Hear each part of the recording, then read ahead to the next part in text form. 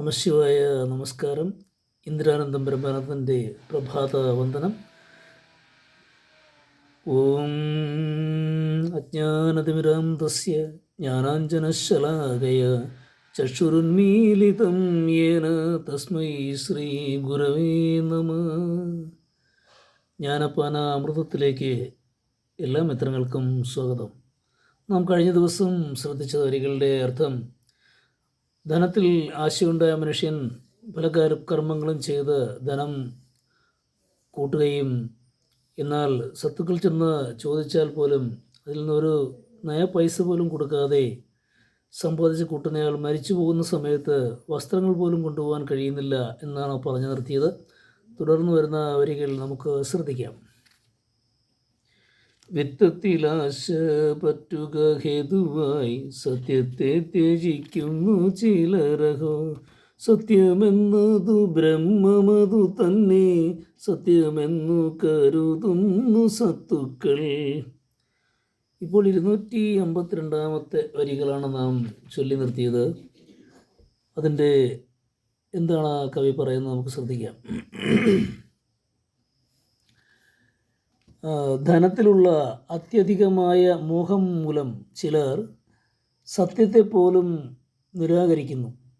സത്യമെന്നത് ബ്രഹ്മം തന്നെയാണെന്നും ബ്രഹ്മം എന്നത് സത്യം തന്നെയാണെന്നും സജ്ജനങ്ങൾ വിശ്വസിക്കുന്നു.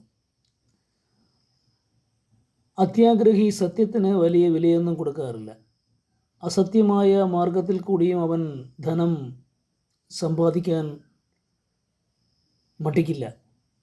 എന്നാൽ സജ്ജനങ്ങളുടെ വിശ്വാസപ്രകാരം സത്യം തന്നെയാണ് ബ്രഹ്മം. ബ്രഹ്മം മാത്രമേ സത്യമായിട്ടുള്ളൂ.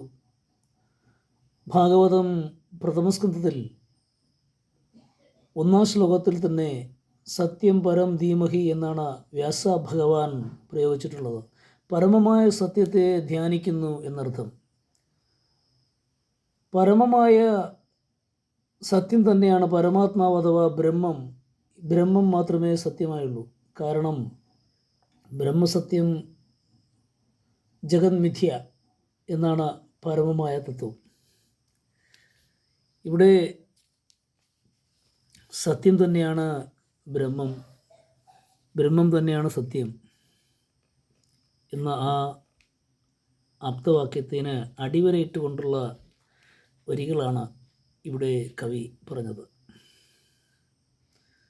മനസ്സിലായി കാണുമെന്ന് വിശ്വസിക്കുന്നു. ഏവർക്കും സർവേശ്വരൻ നല്ലൊരു സന്തോഷപ്രദമായ, ആരോഗ്യപൂർണമായ, ഐശ്വര്യപൂർണമായ ഒരു ദിവസം നൽകട്ടെ എന്ന് പ്രാർത്ഥിക്കുന്നു. ഇതുവരെയും ഈ ചാനൽ സബ്സ്ക്രൈബ് ചെയ്തിട്ടില്ലാത്തവരുണ്ടെങ്കിൽ സബ്സ്ക്രൈബ് ചെയ്യാനും ലൈക്ക് ചെയ്യാനും മറക്കരുത്. ഏവർക്കും ശുഭ സുദിനം.